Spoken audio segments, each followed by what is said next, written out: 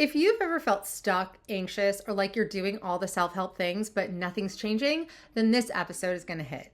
Today, I'm joined by Aliza Shapiro, a New York City based therapist and founder of Therapy in the City. She brings a refreshingly honest take on what therapy is and what it isn't. We get into why some popular self help advice is actually making you feel worse, how to manage anxiety without trying to eliminate it, the role of detachment in personal growth, and what to do if happiness feels completely out of reach. Aliza keeps it real, and this conversation is filled with hard truths, breakthroughs, and mindset shifts that you don't want to miss. Let's get into it. Hey, Aliza, and welcome. I'm so happy to have you on. I am so excited to be here. Thank you for having me, Sabrina. It's always so good to see you and speak to you. I know, you too. And I feel like this is fun because like we're friends, but you're also so incredible at what you do and so knowledgeable and so wise. So there's so much I want to ask you, but we'll try to keep this under like 5 hours. So Okay. can you tell us just a little bit about your journey? Like what inspired you to become a therapist? Is this always what you wanted to be? Yeah, I love when people ask me that because the answer is no. When I was younger, I thought therapists were whack. I'm like, if there's one thing I won't be, it's a therapist. They're all strange, they're all weird, they're old. Like I had to go to therapy when I was in high school and I really hated it because I'm like, this person is so out of touch, so removed from anything that I considered to be like real life, my life. And I was so uncomfortable with the whole idea. And I really never thought that that's what I would be. And then as I continued to grow up and continued to evolve as a person, I just realized that it spoke to me so much, like all the concepts of psychology, wellness, mental health, diving deep, accessing emotions, like everything that comes along with that that was my language, that was my wheelhouse. I felt very connected and very in flow whenever I was learning about it. And then over the course of time, that's just kind of where I landed, and it felt like coming home. I know that's like a funny way of saying it, but that's really what it felt like for me. I love it. And you've expanded your practice. It's like huge now. Can you tell us a little bit more about that? Because you're not just a therapist. You're like a boss now. Now I have a practice, which is really exciting and really surprising. But yeah, thank God we're now in 2 different locations in Manhattan. We have an office in Miami too. We're actually opening up our LA office today, which is crazy. And we're licensed in about 4 other states. So it's very exciting. That's incredible. How long have you had the practice? When did you start? So I actually started doing this full throttle about pretty much 3 years ago at this point. Like just probably like actually to the month 3 years ago.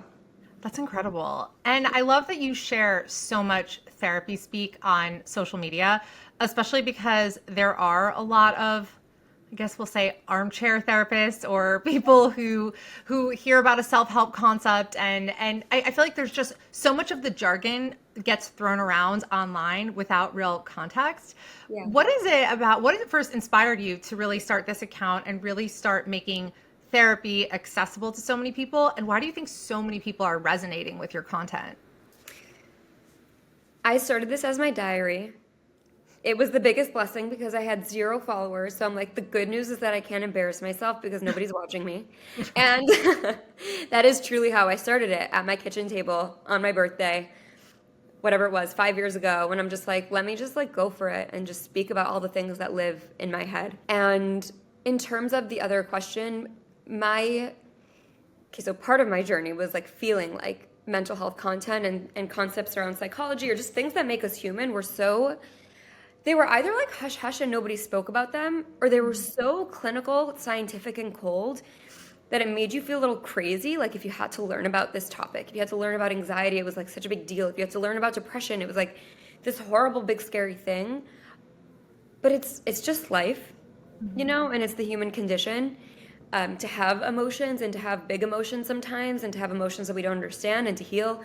And I realized that more than just being a therapist, it was a big dream of mine to normalize therapy and generalize it in a way that was both evidence-based but very human and very personal. And that's the balance that I try to strike on my page, like not just being a pop psychologist who just talks about the let them theory or talks about whatever is like the topic of the month.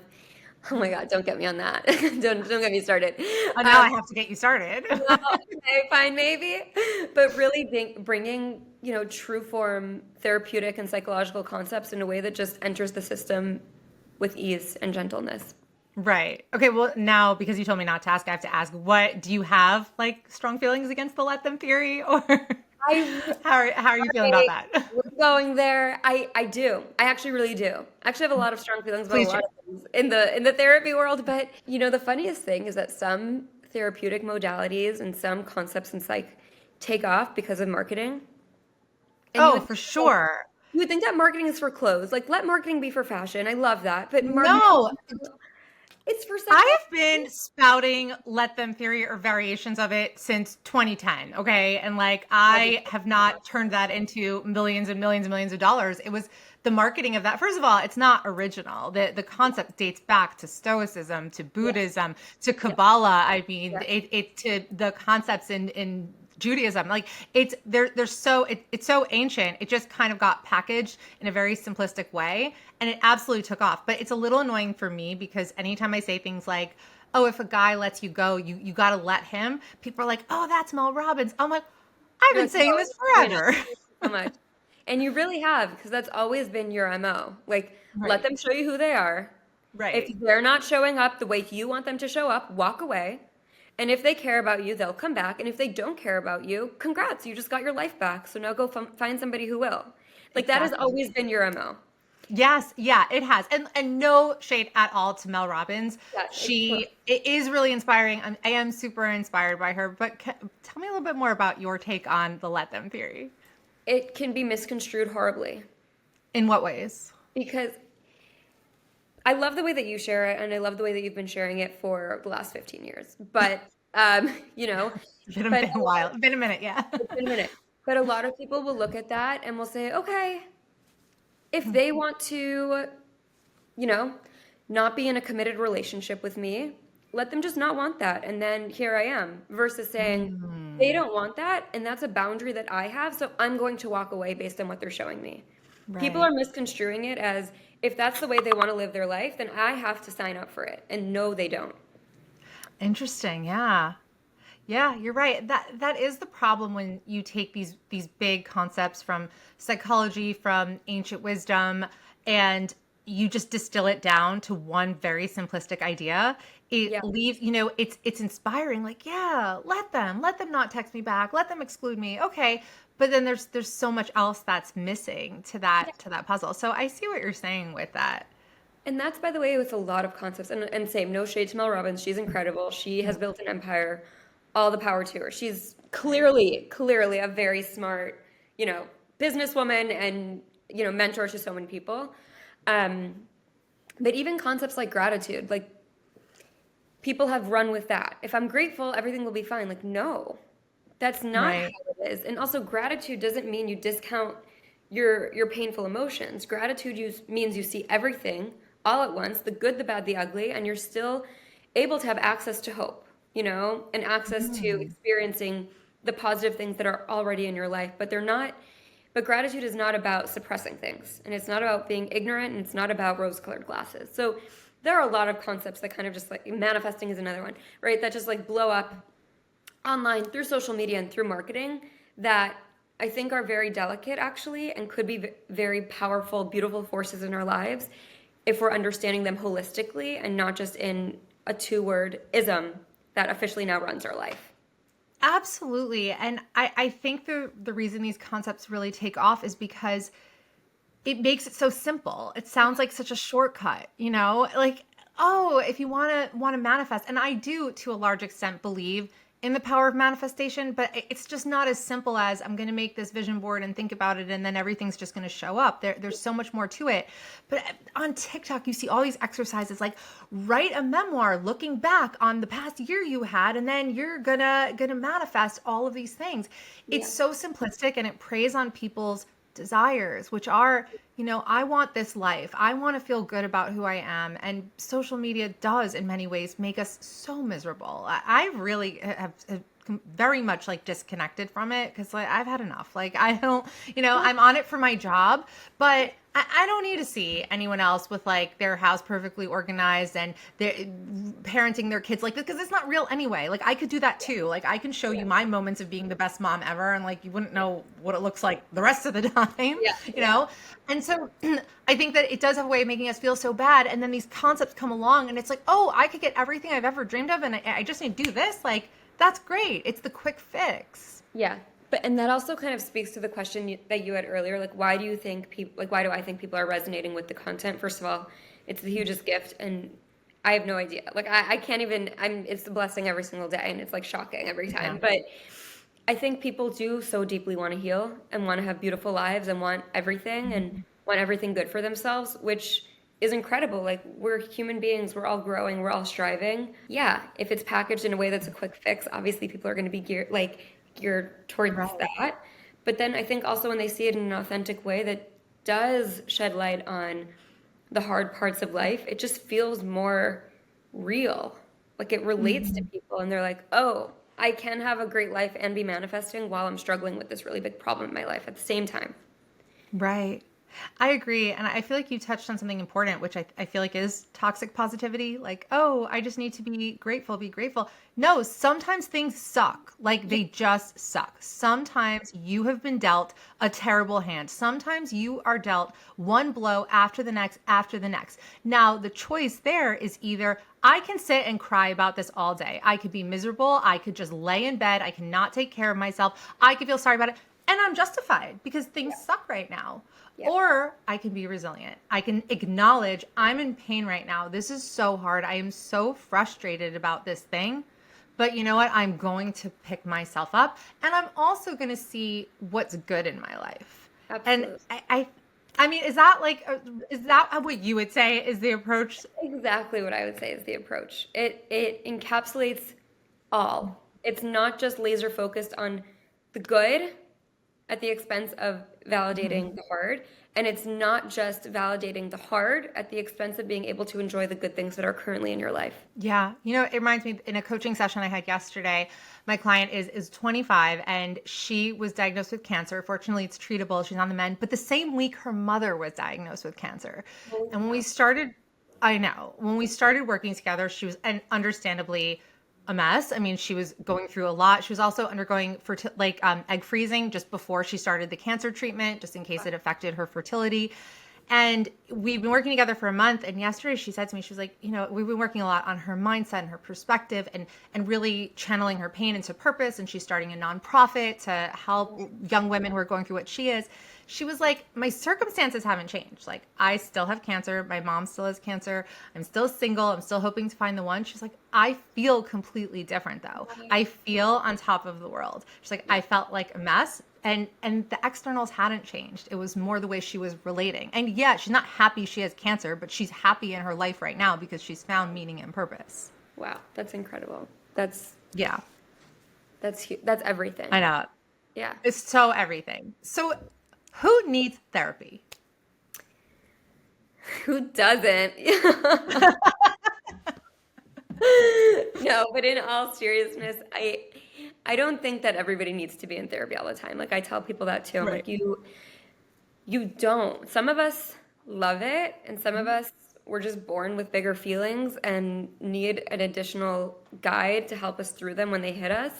And there's no shame in that. It's like some of us really love having, you know, a personal trainer, and that's the only way we work out, you know? And then if that's what your body needs, go for it, versus just saying, everybody doesn't have a personal trainer, so why should I? Like, I'm just going to let myself rot. Like, no, we wouldn't say that. Sometimes some of us need therapists for our entire lives. But the person, I would say, that doesn't need that should go to therapy if they're going through a particular struggle that they feel is, first of all, getting in the way of their ability to live presently. Like, this thing is taking up so much of my headspace that I can no longer like live the life that is right in front of me in my relationships, with my job, with my health, with my sleep. That would be like one reason to go to therapy.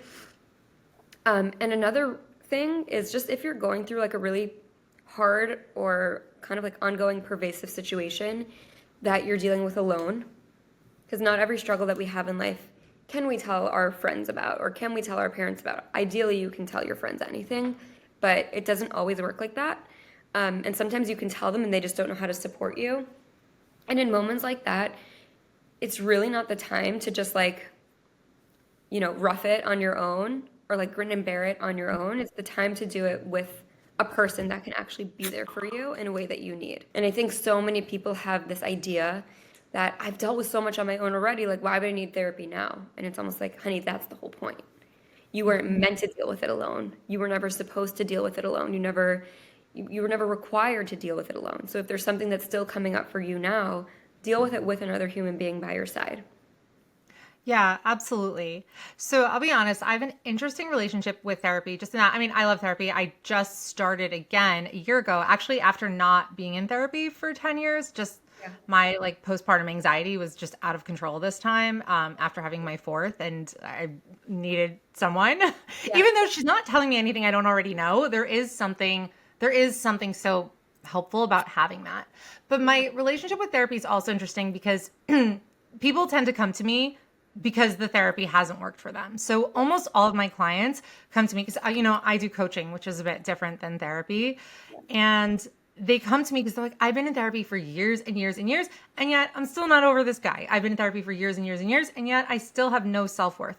I love my therapist though. I love seeing her. I love talking to her. It makes me feel good, but I'm not moving. So I think one thing people need to realize, and you're definitely more qualified to speak on this, is not every therapist is the right therapist. Not every therapist is going to move the needle for you. You can like them as a person, but you shouldn't be paying them to be your best friend. So what is the role of a good therapist? And how do you know if this is like, okay, this is actually working for me, as opposed to just this feels nice? That's such a good question.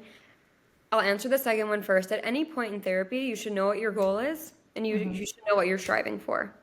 If you don't, and by the way, sometimes your goal could be support, right? Sometimes your goal could just be, I need you to support me. I can't talk about this with my friends the way that I can talk about this with you. And that's a perfectly acceptable goal. But sometimes the goal isn't support. Sometimes the goal is, my self-esteem has been hindering my performance and my capacity to date. I need for it to improve. And a goal is anything that's we want, observable and we want to do or have more of or less of. A goal needs to be identifiable, tangible, something that we can even put on paper and track its progress. There are also different kinds of therapists. Some therapists are, really standard talk therapists, and they just are very process oriented and very supportive in nature and reflective in nature and kind of like meet you where you are and stay there with you for as long as it takes for you to move. And then there are therapists that are a lot more directive, evidence-based, behavioral. There's no right or wrong. It's different styles. But I definitely fall into the camp of the latter, not the former. And I use a lot of action-oriented approaches to use your language, move the needle. Because I don't want somebody in my office for the rest of their lives if they don't want to be there. Right. To come in, achieve what they're looking for, and then make a decision. Is this working for me? Do I still want to do this? Or am I ready to go? Because I hit my goal and what I needed, to accomplish. How do you know when you're ready to go? How do you know when you've hit the goal? Sometimes it's just a feeling. And sometimes it's really a behavioral thing that you can notice. Like, what does self-esteem mean to me? It means I'm walking out of my house and I don't have the negative thoughts running through my head every day. It means I'm on a date and I'm thinking more about, do I like him versus does he like me? It means I'm at my job and I'm not terribly anxious every time my boss sends me an email because I know that I'm doing a good job. And if there's a problem, I believe in myself to solve it, right? So anything can technically be identified in a way that's observable if we know how to do it. Right. And sometimes when we look at those markers, we're able to say, I did accomplish my goal. I am in a brand new place and I feel incredible and I'm ready to kind of like take a break here. Amazing. I love that. I mean, I knew that you'd be able to just nail it like that. That was perfectly said. Okay. You touched a little bit on anxiety and you talk about that a lot on your page. So let's talk about anxiety. What are some of the most misunderstood aspects of anxiety? The first one, and I actually just recorded a video about this yesterday, is that the first question they'll ask about their anxiety is, how do I get rid of it? Right. I'm sure you've asked that in your lifetime. I certainly have. Like, yeah. I have this anxiety. Get it out of me. I am all done now. I don't want it Yeah. here.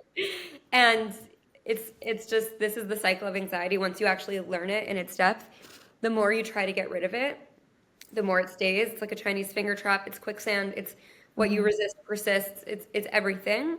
The second you say, I can't tolerate my anxiety, it's wrong and it shouldn't be here, that's when anxiety sets it's like it sinks its teeth into you and is like, I'm going nowhere. And the real question that we should be asking is, how do I hold my anxiety more skillfully? How do I handle this experience of fear more gently? How do I maintain my capacity to engage in the life that I want to be living for as long as fear needs to be here during the ride? And when we start asking it that way, instead of not how do I get rid of it, it's I know it's here. How do I keep living my life and gently accept it? The more we start doing it that way, the more anxiety doesn't need to stick around. And it will end up kind of trickling away on its own. But the bottom line is that it's not something that we can actively force away. So a much better approach is saying, how do I live fully with it until it's ready to leave? Does that make sense? Yeah, that absolutely makes sense. Let's get a little granular with it, and let's apply it to relationships, because that's Okay. my area. Yes. What about relationship anxiety? What about the women who feel intensely anxious when they're seeing someone new and they really, really like him, and they're getting to that age where they're like, the clock is ticking, I want to find my person, and he's pulling away. And I remember this in my dating life, just you feeling like you can't regulate. Like, you're trying to work, you're trying to be present with your friends, and you're checking your phone, and did he text? And you're spiraling. Is he going to lose interest? Is he going to leave? What about, like, do you just say, oh, anxiety, yeah, just hang out here? Like, what is your advice for how to process in those moments? So there are feelings and then there are compulsions. Yeah, there's also relationship OCD. That's And there's it. relationship OCD. Yeah. Yeah. Basically, every time you feel that fear and the fear says to you, you have to check your phone, and you don't listen to the fear, you stay strong and you don't check your phone, you are getting stronger and your attachment style is getting stronger and your fear weakens. That's what it means to have a feeling without letting the feeling control you. That's what it means to have fear and say, you're here, but you don't run my life. I don't need to get rid of you. I need to allow you to just exist in whatever form you need to be in right now, but I need to stay in control. The more I do that, the more I really believe in my own secure attachment. I believe I can handle big waves of emotions. And the less I feel controlled by my fear in the context of relationship. So what's the difference between relationship anxiety and relationship OCD? That's a really good question because they seem very similar on the surface. I would say relationship anxiety is extremely common and makes a lot of sense in the context of life, right? If you're obviously getting older and you really want to find your partner, like what you were describing before, it actually fits the facts to be pretty anxious about a relationship. You desperately want it. It's something so important to you and you don't have control over it. So to me, that makes sense. Relationship OCD is kind of like that, but on steroids. And it's when any single thing that your partner does causes a lot of excessive doubt and excessive compulsions, whether it's checking with them, checking in with yourself. Relationship OCD can be very internal too. It can be, do I love him enough? Is he right enough for me, right? It can show up in many different forms. And typically people with relationship OCD, they may have OCD or OCD-esque tendencies in other areas of their life. Yeah, it makes sense. Yeah. Okay. Do people need, if you have relationship OCD, is that something someone can manage on their own, or is that another case where they need therapy to deal with that? They need therapy because it's really difficult. I don't know if any of your coaching clients have had relationship OCD where you noticed and you're like, oh, this is a little bit above that threshold of normalcy.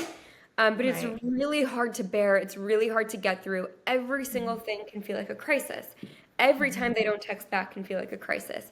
Anytime they look at a different guy and start wondering, maybe he is better for me, that can feel like a crisis. It's also paired with this emotional desperation that is really hard to push away or to live with.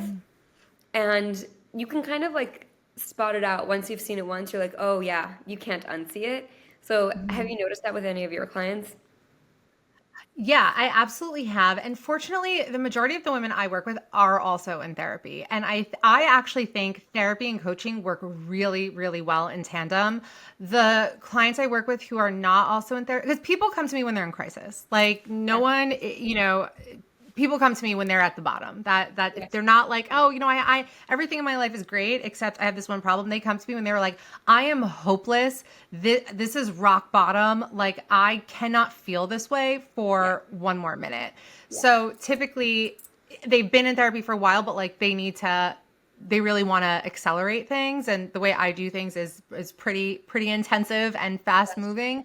So if somebody came to me like that, there are some clients who aren't in therapy, and I'm like, I really, really highly recommend that. And I have sent some people over your way, actually.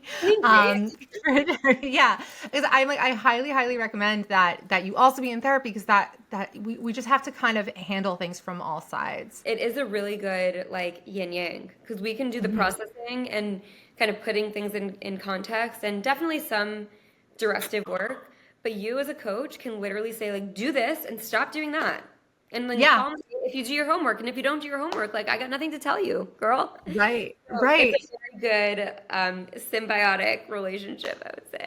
It absolutely is. And also, I mean, with what I do, you really have to hit that point of like, I cannot be here for one more minute. Like, Yeah. I have to change.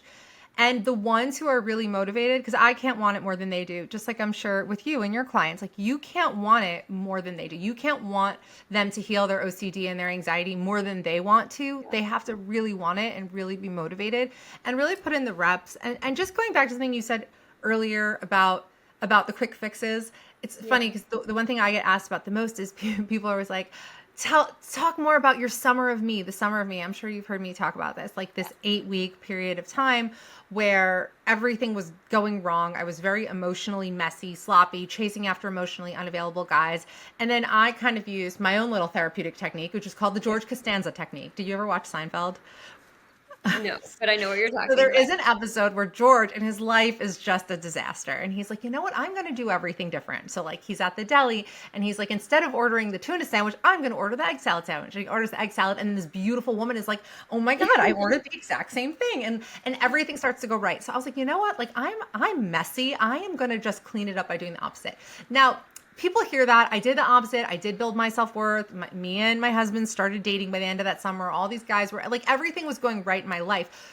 But it wasn't just because of what I did in those 8 weeks. It was a culmination of like the 15 years that came before that, of therapy, of doing IFS therapy, of doing body energy healing, energy work, of Yeah. doing hypnosis. I mean, just so many things that Wow. did help. That did help. The problem is that it would help, it would spark something, but then I would kind of stop, or I would regress, or I would lean on the wrong things. I would think that like, oh, but I just need this. I just need to like lose this amount of weight or get a boyfriend. And I was just kind of like Yeah. not so consistent with it. The difference was that in that period of time, I took everything that I learned and I implemented. That was the key. I was implementing. But people hear the story because, I'm like, tell how I was single as can be at 29. Then when I was 30, all in that 1 year, I got engaged, married, and pregnant with my first baby. People are like, I want that, which is Yeah. possible. I do absolutely see that with my clients. People go in 1 year, like from hopeless to engaged. But again, it's chasing after that quick fix. And what they don't realize is, yeah, the transformation happened in a short amount of time, but it was an intense amount of work. It was like many years of work that led up to that. That led up to that, but also in it. Like Yeah. in those 8 weeks, I'm sure you were faced with a challenge Oh, that yeah. was either like stick to your guns, stick to the summer of me game plan, or ooh, this guy breadcrumbed me, like let me just and then you had to like tell yourself in that moment, I'm not doing that anymore. Oh, yeah. And I'll tell you like a personal real example of that. My tendency was always to self-destruct. I had a long history of like drugs and eating disorders and punishing myself, like no self-worth. Yeah. And I remember there was like a disappointment I had with this guy, and immediately I was like, I'm gonna starve myself. I'm gonna lose 10 pounds. Like that's just where I went. Or, or I'm gonna go out and get like blackout drunk and just feel better. Yeah. And I remember feeling that instinct, but then I was like, no, no, George Costanza. Yeah. I'm not going to do that. I'm going to drink a green juice and I'm going to go to a yoga class and I'm going to Wow. nourish myself and I'm going to take care of myself. That wasn't my instinct. That was foreign to me to be nice to Right. myself like that. But Yeah. that, and I remember that moment, I could see myself exactly where I was standing and the exact thoughts. And that was the first decision. And then that led me down the path of making better decisions and then making me into someone who actually like respected myself, which I hadn't in a really long time. So yeah, you're right. That's incredible. And like, and you had to do that for 8 weeks straight. And that's what Yeah, changed, you know? right. And from a therapy standpoint, that's what I tell people too. Everyone's like, I need a breakthrough, I need a breakthrough, I need a breakthrough. And I'm like, you think a breakthrough is when you're sitting in session and you're like, oh, my mother always did love me, or oh, I am worthy of what I'm like, that's not a breakthrough. That's Right. just a thought that feels Right. surprising. A breakthrough is when you're in the heat of a moment, you're being pulled to go down this road that is so destructive for you, and it's against your value system. And in that moment, instead of doing the thing that you've been doing for 10 years, you do something different and you get yourself to the other side in a brand new way. That is a breakthrough. Yeah. Breakthroughs are behavioral, they are not cognitive. And you had that breakthrough, and that's what actually changed your life. Yes. I've never heard it explained like that. Yes, that's so on point. Because I can't tell you how many times in my life I've had epiphanies. Like my whole life has been epiphanies. Like, oh my gosh, like it's come to me. But if you don't follow it, like follow where that epiphany might lead, then okay, you're back to the bottom again. And then you get a new insight and you watch another TikTok reel that you're like, yes, that speaks to me. But that's not going to solve your problems. I have so many people when I ask them like, hey, what have you done so far to solve the problem? They're like, well, I watch a lot of TikToks. I'm like, that's not going to solve your problems. Like that will send you in a direction, but it can't solve your problems. So going back to relationships, what are some emotional habits and patterns that you commonly see that hold people back in their love life, and how can they begin to shift them? I would say the biggest one is our attachment styles, not knowing what they are, because they're happening beneath the surface whether you like them or not. So either you know that you're anxiously attached, avoidantly attached, or you have disorganized attachment, or maybe you won and you got the secure attachment style, but like most of us didn't. And if you don't know it, that's going to be running your life without you realizing. So I would say the first way to get a hold of your relationship patterns is to understand what your attachment style is and what you are almost like automatically driven to do the second intimacy starts. Some of us, the moment we have that feeling of like, oh, I like him, this could be a thing, we hyper attach so that we feel secure and we feel like we're controlling the environment or him. Some of us run because we're like, I actually can't handle that. And I know I want it, but I don't really want it because it requires me to be vulnerable, talk about the things that I've been burying, and actually admit that my life might be in somebody else's hands right now, or my heart might be in somebody else's hands right now. So that's going to cause me to subconsciously run. Or we're like a little cocktail of both.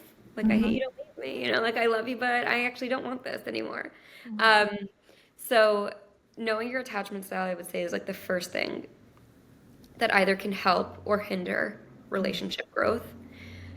I think the other really big thing that I've realized and that I've had to deal with in my own life is making a relationship the only thing that you're concerned about. Because it could be your top priority and your top value, and it was for me, like more than even career. Like I really want a family. I really wanted to be married. But the moment I stopped making it my only goal was the moment that my whole life started to change. Right. And I was like, it's just not here right now. So what is here right now? Like my career, my writing, my friends, my creativity, like all the things that I wanted to dive into.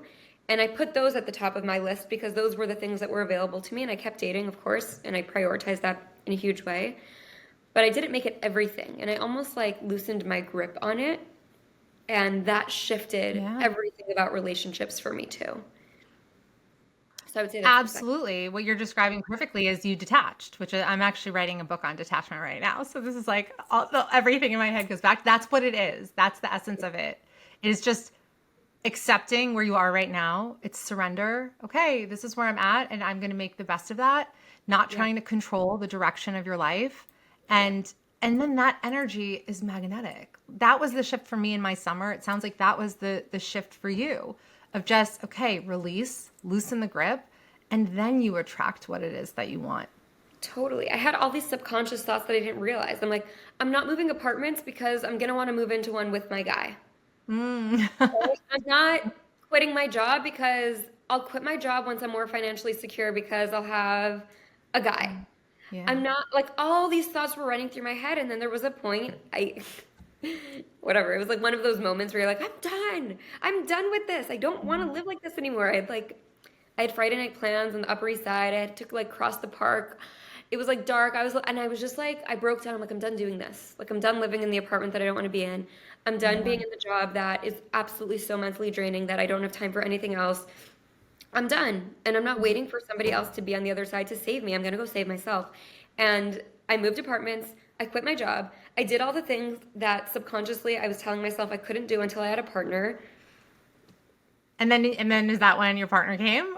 You better We're- believe it. You That's better believe it. Like clockwork. so I clockwork. hadn't even Yeah. fully moved in yet. And then like I swiped and there he was. If someone can't afford therapy or doesn't have access right now, what are a Yeah. few practices or tools that you recommend to start doing the inner work on their own? So first of all, there are a lot of low-fee therapy options that people don't know about. Like in my practice, we literally have therapy options for $80 a session, groups Wow. for like $60 or $80 a session. So there are options in a really nice like private practice setting. It doesn't have to be through a massive clinic that you don't know who you're going to end up working with. Like there are options out there. But if for whatever reason that just isn't an option for you, what can people do? There's so much. There's so much. I think, first of all, just any practice of slowing down is really huge. Yeah. Any practice of slowing down and like detaching from technology. Like Oh, yes. sometimes the only time people are not on their phones are when they're in the shower. Like literally, that's the only So 20 minutes true. a So day, true. you know? And I think that's ludicrous. I think Yeah. it's insane. I sleep with my phone on airplane mode. Yeah. I'm like, don't bother me until I can't handle it. I turn off my phone for 25 hours every weekend, Yeah. as you know, and it's just like the biggest breath of fresh air. So I think that honestly, so much of what's distressing for people is that there's so much internal and external stimulation all the time. And honestly, just stepping back from that is a really big way to start to like cool down your nervous system. For sure. That could be yoga, it could be Pilates, it could be meditation, it could be like morning pages, it could be so many different things. And different things speak to each one of us, but any practice of slowing down and moving more internally versus stimulation from technology, I think is a great place to start. I fully agree. The other day, I am really like disconnecting from social media, but the other day I was on TikTok and the first thing I saw was like a funny dance trend. So I'm like laughing. Then the next thing I see, 'cause TikTok loves to show me this, like it knows that I had terrible postpartum anxiety, is like a baby who died and a No. mom talking about her grief. And I'm like terrified. And then the next thing I see is some motivational speaker talking about how you should like wake up at 5 a.m. And then like I'm feeling guilty about my morning routine. Then I see like a 20 something doing a get ready with me and I'm feeling nostalgic for my carefree 20s. So I experience joy, terror, nostalgia, all these emotions in 5 minutes. And I was like, this is crazy. This is so unhealthy. This is not normal to be up and down, up and down. No one has space to think anymore. You know, like even going to the bank. Once upon a time, you went to the bank and you stood online and there was nothing to do. It was just you and your thoughts, like until it was your turn. Now, or at the supermarket or anywhere where you had to wait on a line. Now we just have our phones. Scroll, scroll, scroll, scroll, scroll, scroll, scroll. Like listening to like we're never still, ever. Yeah. This is also why I love reading so much, because I've noticed lately, every time me and my husband try to watch a show, we're both just looking. We can't even do one thing anymore. You can't just watch the show. Like we're just checking our phones. Reading, you can't do something else at the same time. Like you have to just be there. So I totally agree with you. You need to create that stillness and quiet your mind for sure. Yeah. And sometimes that's honestly half the battle. Yeah, it is. What is a question you wish more people would ask themselves when they feel stuck? One of my favorite lines about stuckness is that you're not actually stuck at all. You're just refusing to see reality. Ooh. How good is that? What? Okay, expand on that. When we're stuck, we're saying life shouldn't be this way, or life should be a different way, and I just don't know how to get myself out of it. Right. Very often, more commonly than not, it's that life is what it is, but there's a part of it that's really hard for you to radically accept. And you're expending all your energy saying life shouldn't be this way instead of saying life is this way. What am I going to do about it? Oh, yes. Okay. I love it. I love it. It's a very different way of looking at it because a lot of us feel stuck and then we feel almost like trapped by it, like we're victims of stuckness. Versus saying like, who made you God over life? Like who made you decide exactly how life is supposed to look? None of us can do that. Life is what it is, and what are you going to do about it? Yeah, that's beautiful. I love it. Okay, finally, what is something you've had to unlearn on your own healing journey? Probably, and this sounds cliche, but I think it's just a bit of everybody's story, that there isn't an external person or an external marker that will make you happy. Because every time you get to that external place, whether it's a person or a marker, it's almost like everything starts again, and you're waiting for the next thing, and that it's truly, and this is a very freeing belief too, because it's truly always within your control. If you're in a dangerous environment, get yourself out, of course. But if you're not, and you're waiting for somebody or something to swoop in to let you be happy or to give you readiness for happiness, you'll be waiting a lifetime. And if you realize that capacity is within yourself, even if it doesn't look the way you wanted it to look or thought it was going to look, then you're always the one in charge of how you feel. And that is definitely something I had to unlearn, and I continue to unlearn all the time. But it's a very empowering thing once you let it really settle into your psyche. I love it. Yes. Oh, that was a perfect answer. Okay, Lisa, can you share where everyone can find you? Absolutely. So on Instagram, I'm at Therapist in NYC. My website is www.therapyinthecity.org. And if anybody wants to reach out, my email is Aliza, ALIZA, at therapyinthecity.org. And I love when people reach out to me, whether that's for questions or for therapy. So amazing. And I'm going to link everything in the show notes below. Thank you everyone for tuning in. I hope you enjoyed this episode, found it helpful. If so, please rate and review and share this with a friend who might need to hear it. And you can also share your thoughts and feedback with me at sabrinabendori.com. Thank you, everyone. And thanks, Aliza. thank you for having me. This was amazing in every way. Yes, absolutely.